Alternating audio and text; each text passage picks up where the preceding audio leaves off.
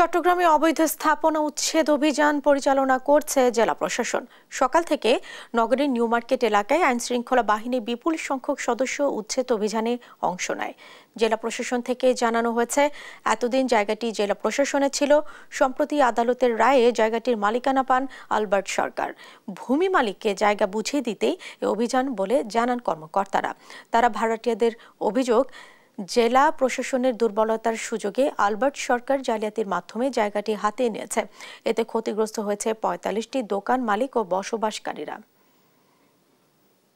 মিলে তাকে ব্যবহার করা হয়েছে, সে রাইটে নিছে। তাকে যখন আমরা আপনাদের সামনে সাংবাদিকের সামনে যখন জিজ্ঞেস করলাম আপনার নানার নাম কি, আপনার নানা কি ছিল, উনি বললো যে খ্রিস্টান।